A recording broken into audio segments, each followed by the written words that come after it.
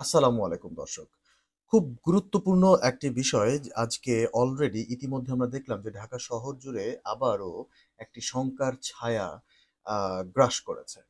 হঠাৎ করে এমন একটি পরিস্থিতি তৈরি হয়েছে যে পরিস্থিতিটি আমাদের মনে হচ্ছে যে এই মুহূর্তেই কিছু একটি হতে চলেছে এবং কি হতে চলেছে সেই বিষয়টি আমরা কেউই জানি না। ইয়েস, আমি এটিই বলছিলাম। আজকে আনসারদের চাকরি জাতীয়করণের দাবিতে সচিবালয় অবরুদ্ধ করেছেন। সংবাদটি করেছে আ 'প্রথম আলো' ইউএনবির বরাত দিয়ে। আমি ছোট করে আগে সংবাদের কিছু অংশগুলো পড়ে নিচ্ছি। তারপর আমি যাব যে এটির পেছনে কি হতে পারে, কি ঘটতে চলেছে বা কি ঘটানোর কি কোনো পরিকল্পনা ছিল কিনা? বিক্ষোভকারী আনসার সদস্যরা আবারও সচিবালয়ের সামনে অবস্থান নিয়েছে। এই বিক্ষোভের কারণে আবার অবরুদ্ধ হয়ে পড়েছেন সচিবালয়ের কর্মকর্তা-কর্মচারীরা। আজ রোববার দুপুর ১২টার পর সচিবালয়ের সামনে ও অন্য গেটগুলোর সামনে অবস্থান নেন বিক্ষোভকারী আনসাররা। বিক্ষোভ ও অবস্থান কর্মসূচির কারণে সচিবালয়ে কেউ ঢুকতে বা বের হতে পারছে না। ৫টি ফটকই বন্ধ করে রাখতে হয়েছে। টিএসসিতে আ টিএস আ ওকে। তারপরের ঘটনাটি ঘটেছে যে টিএসসিতে জড়ো হচ্ছেন শিক্ষার্থীরা সচিবালয়ে যাওয়ার ঘোষণা। সচিবালয়ে আনসারের সদস্যরা বৈষম্য বিরোধী ছাত্র আন্দোলনের সমন্বয়ক ও অন্তর্বর্তীকালীন সরকারের উপদেষ্টা নাহিদ ইসলাম, সমন্বয়ক সার্জিস আলম, হাসনাত আব্দুল্লাহ সহ অনেককে আটকে রেখেছেন। এমন খবর ছড়িয়ে পড়ার পর ঢাকা বিশ্ববিদ্যালয়ের বিভিন্ন হল থেকে টিএসসি রাজু ভাস্কর্যের জড়ো হচ্ছেন শিক্ষার্থীরা। আনসার সদস্যদের প্রতিহত করতে তারা মিছিল নিয়ে সচিবালয়ে যাওয়ার ঘোষণা দিয়েছেন। তারপর যেটি হয়েছে যে সচিবালয় এলাকায় শিক্ষার্থীদের সঙ্গে আনসারদের সংঘর্ষ, পাল্টাপাল্টি ধাওয়া। রাজধানীর সচিবালয় এলাকায় শিক্ষার্থীদের সঙ্গে আনসারদের সংঘর্ষের আনসার সদস্যদের সংঘর্ষ হয়েছে। এতে উভয় পক্ষের বেশ কয়েকজন আহত হয়েছে। আজ রাত ৯টার পর এই সংঘর্ষের ঘটনা ঘটে। উভয় পক্ষে পাল্টাপাল্টি ধাওয়া চলে। এ সময় পুলিশ পরিস্থিতি নিয়ন্ত্রণের চেষ্টা করে। সচিবালয়ে আনসারদের এক দল সদস্য বৈষম্য বিরোধী ছাত্র আন্দোলন সমন্বয়ক ও অন্তর্বর্তীকালীন সরকারের উপদেষ্টা নাহিদ ইসলাম, সমন্বয়ক সার্জিস আলম ও হাসনাত আব্দুল্লাহ সহ অনেককে আটকে রেখেছেন। এমন খবর ছড়িয়ে পড়ার পর ঢাকা বিশ্ববিদ্যালয়ের বিভিন্ন হল থেকে টিএসসির রাজু ভাস্কর্যে জড়ো হন শিক্ষার্থীরা। আনসার সদস্যদের প্রতিহত করতে তারা মিছিল নিয়ে সচিবালয় এলাকায় যান। এ সময় দুই পক্ষের পাল্টাপাল্টি ধাওয়া ও সংঘর্ষের ঘটনা ঘটে। পুলিশ পরিস্থিতি নিয়ন্ত্রণে কয়েকটি সাউন্ড গ্রেনেড ছোড়ে। এক পর্যায়ে রাত ১০:৩০টার দিকে আনসার সদস্যরা পিছু হটেন। এ সময় শিক্ষার্থীরা সচিবালয়ের পাশে জাতীয় প্রেসক্লাবের সামনে অবস্থান নেয়। একদম সর্বশেষ সংবাদটি যেটি বলছে বাংলা নিউজ 24, ছাত্র জনতার প্রতিরোধে ছত্রভঙ্গ আনসার। ছাত্র জনতার প্রতিরোধের মুখে ছত্রভঙ্গ হয়েছে আনসার সদস্যরা। টানা ১০ ঘণ্টা সচিবালয়ে কর্মকর্তা-কর্মচারীদের অবরুদ্ধ রাখার পর ধাওয়া পাল্টা ধাওয়ার পর ছাত্র জনতার সম্মিলিত প্রতিরোধের মুখে ছত্রভঙ্গ হয় আনসার সদস্যরা। দর্শক, সংবাদগুলো আমি খুব দ্রুত পড়লাম এবং খুব দ্রুত আপনাদেরকে চেষ্টা করব বিশ্লেষণ করার। এটি একটি খুবই ক্রাইসিস মুহূর্ত এই মুহূর্তে মানে এই মুহূর্তে আ ঢাকায় যেই আ ঢাকায় এই মুহূর্তে একটি ক্রাইসিস মুহূর্ত তৈরি হয়েছে। যেহেতু এই মুহূর্তটি তৈরি হয়ে গেছে তার ব্যাকগ্রাউন্ডে একটু যাচ্ছি। আমি কিছু সংবাদ দেখছিলাম এবং সেই সংবাদটিতে যেটি বলা হচ্ছিল যে আনসার সদস্যদের বেশ কিছু দাবি-দাওয়া আছে এবং সেই দাবিগুলো নিয়ে তারা বেশ সোচ্চার এবং তারা এই দাবিগুলো আ আপনার সচিবালয়ে যেয়ে উপদেষ্টাদের সামনে তুলে ধরেছেন সেই দাবিগুলো। তাদের দাবিগুলোর মধ্যে কিছু আ বিষয় হচ্ছে কর্মকর্তা-কর্মচারী সহ বিভিন্ন কাজে আসা অনেকে বের হতে না পেরে আচ্ছা চাকরি জাতীয়করণের দাবিতে ২ দিন ধরে আন্দোলন করছেন আনসার সদস্যরা। তাদের দাবি দীর্ঘদিন ধরে বৈষম্যের শিকার। তাদের আশ্বাস দেওয়ার পরও চাকরি জাতীয়করণ করা হয়নি। দাবি না আদায় হওয়া পর্যন্ত সচিবালয় থেকে কাউকে বের হতে দেবেন না এবং কাউকে প্রবেশ করতে দেবেন না বলে ঘোষণা দিয়েছেন আন্দোলনকারী আ আনসাররা। এখন আমরা যদি এই জায়গাটিতেই খুব ডিপলি যদি আমরা দেখার চেষ্টা করি সেটি হচ্ছে আনসার সদস্যরা একরোখা হয়ে গেছে। তারা এখান থেকে সরবেই না এবং কাউকে কাজে আসতে দিবে না। এবং অপর প্রান্তে ছাত্র জনতা যারা আছে, ছাত্ররা স্পেশালি, ছাত্ররাও কিন্তু আ আনসার সদস্যদেরকে ছত্রভঙ্গ করবার জন্য বেশ আ মিছিল এবং আমরা ধাওয়া পাল্টা ধাওয়ারও অনেক কিছু দেখেছি।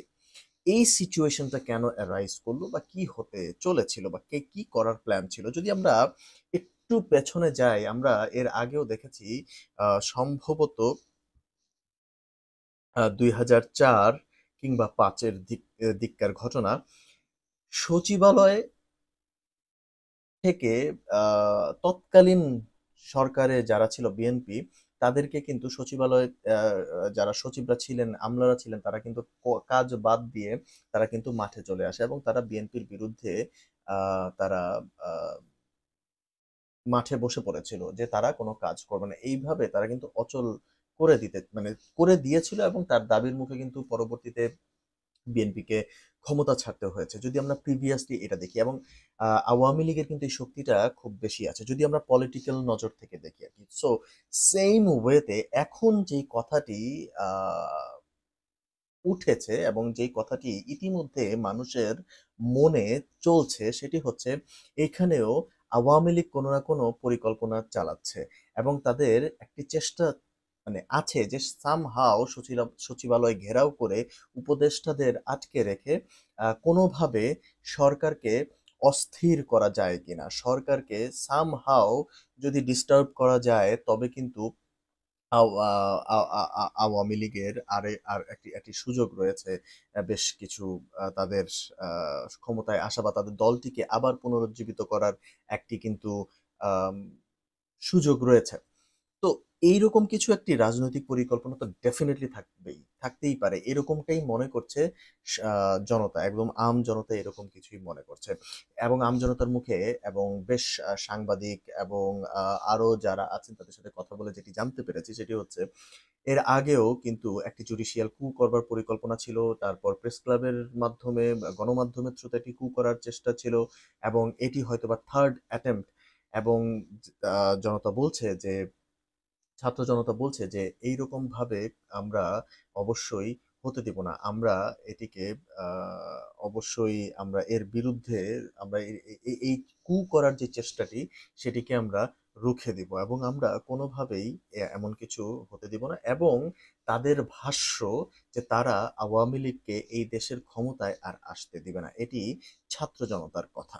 যেটি আমরা বিভিন্ন আ টেলিভিশন, বিভিন্ন জায়গাগুলোতে আমরা দেখছি বিভিন্ন পত্র-পত্রিকায় কিন্তু তারা এই কথাগুলো বলছে যে তারা কোনোভাবেই এই সরকারকে, সাবেক সরকারকে আর ক্ষমতায় দেখতে চায় না এবং তারা তাদেরকে আর ক্ষমতায় আসতে দিবে না। যত ধরনের পরিকল্পনাই করুক না কেন সেগুলো তারা রুখে দিবে এবং প্রতিজ্ঞাবদ্ধ।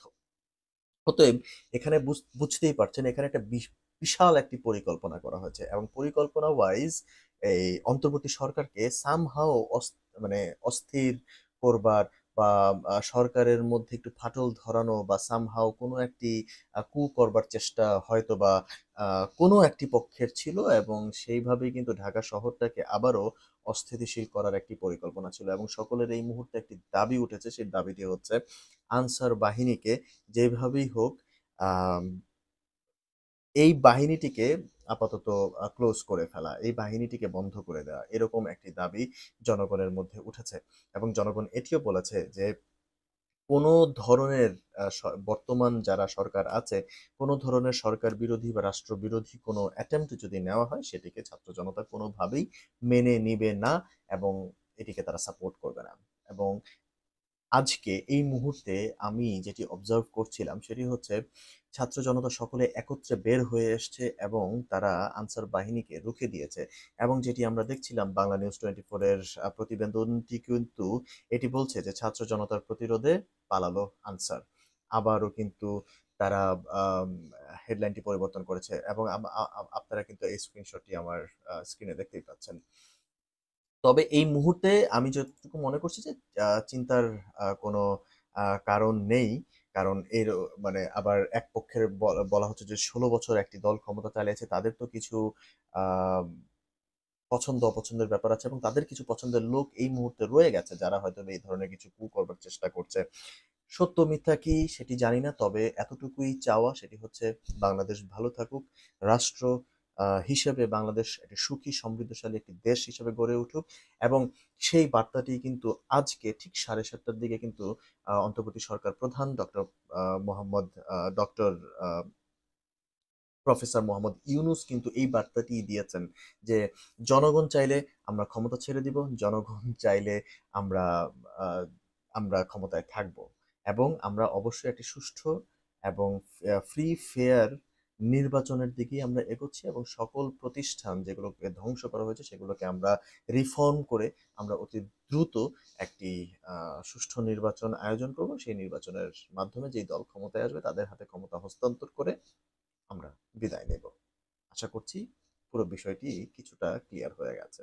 ধন্যবাদ।